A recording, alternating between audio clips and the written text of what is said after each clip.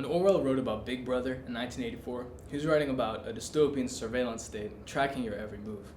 As Orwell's book continues to age scarily well, many Americans feel that Big Brother is watching, except he's made up of a bunch of little brothers, collecting and exchanging information from your online activity. Let's talk about the myth of online privacy. Everything you do online is documented somewhere. Click, scroll, or watch, or purchase. It's all recorded to build a digital profile on you, me, and everybody. But why? This digital profile is very valuable to advertisers. Profiles are bought from data brokers who create these profiles. Social media companies will assign advertisers to profiles so they can show you highly targeted, specific advertisements. These profiles are made up of an incredibly extensive amount of personal information collected from across the internet.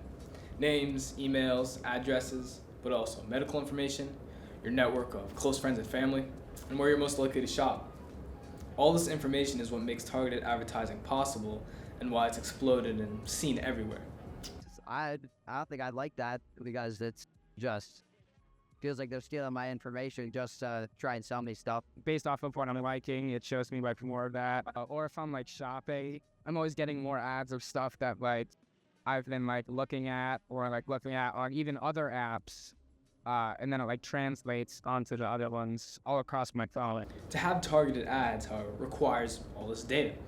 Data brokers and social media companies have been harvesting all kinds of data for years for this purpose, to sell you targeted ads. Meta specifically will track things you do subconsciously, words that make you stop scrolling, the speed of your typing, time in between taps, or how long you hover on a post. There's a near infinite amount of data to be collected on consumers, and it's constantly being collected and organized to make millions. Like sometimes I'll watch like videos on like cooking or something like that just come across my For You page or something on like TikTok or Instagram. But then the next video I get is about like a meal planning service.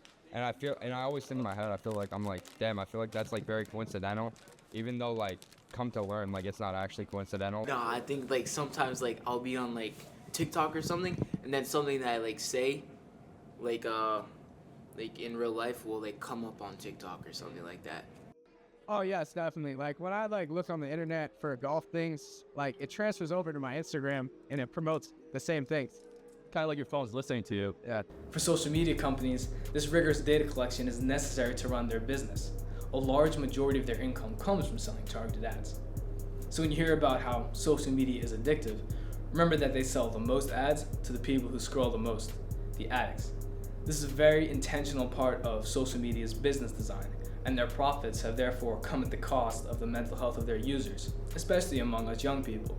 I feel like social media use like really impacts my life. Like I feel like I'm just always like checking my phone, checking like TikTok, or like whenever I just have like free time, I'll just go on social media. I think it's easy to get lost in short form content, especially nowadays now that everyone has a phone. It takes important time away from my day.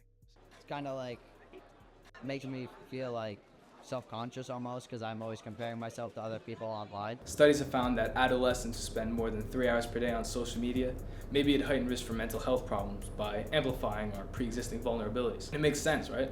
Hours of daily scrolling collects mountains of data. So does it surprise that the chronically online are at heightened risk for mental health problems when their social media feeds have enough data to know them, to know their hobbies, passions, goals, to know their triggers, insecurities, and traumas, and to know what will keep them scrolling and consuming targeted ads. This kind of data collection and internet surveillance has become commonplace, but when put into words, sounds like an invasion of privacy for many Americans.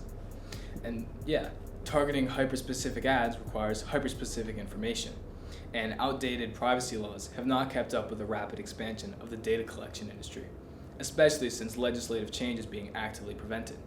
The same tech giants like Meta and Google that are collecting your data are also spending millions yearly in elections to keep regulations low on data collection. If you feel like your privacy is invaded, you could go through the process of requesting your information back from one of these data collection companies, or limiting your social media use. But if you feel like there's already so much data out there that it seems like it's no point, I mean, that's fair. So if you could take away just one thing, just know that all these little brothers are watching, collecting information, trying to make you buy stuff. So just try and recognize it in your online interactions. I'm Jake Famiglietti. Thanks so much for watching.